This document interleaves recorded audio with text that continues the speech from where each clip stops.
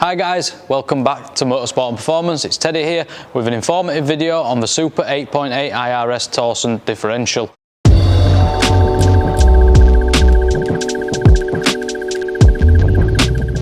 Now the last time you saw a Torsen differential, it was actually already installed on the Shelby GT350R that we fit the crown and pinion to. Now we didn't touch too much on the differential because we weren't replacing it, but I thought it's a great opportunity to show you what a Torsen differential is compared to the standard LSDs. With this Torsen differential upgrade, we are actually carrying out the same crown and pinion upgrade that we carried out on Jordan's car. There's a link in the description, make sure you go check that out. So here we have the standard conventional LSD that you get in most performance cars today, and we have the Torsen differential.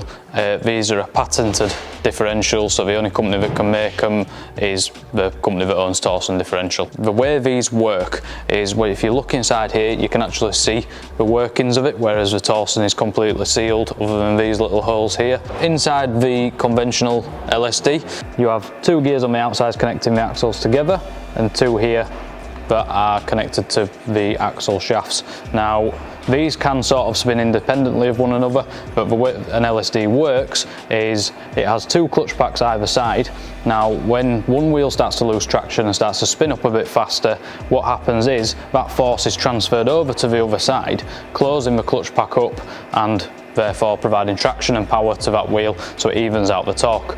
Now the way to get your head around that is, if you've ever taken a screwdriver to a screw and you turn it out, what it tries to do is, with the torque, is push off, which is why you have to push on. It's the same here. Once that's turning, it's trying to push them gears apart, therefore moving the clutches in.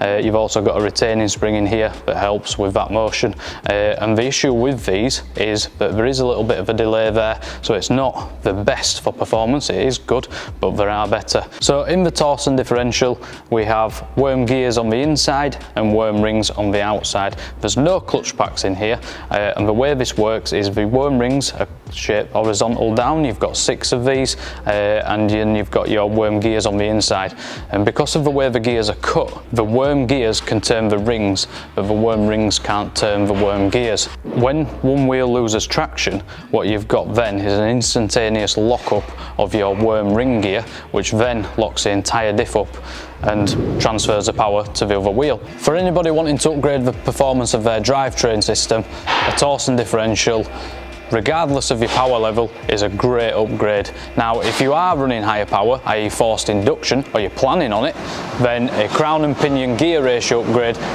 is also a must. While you're in there, it's just perfect. Thanks for watching guys, see you in the next video.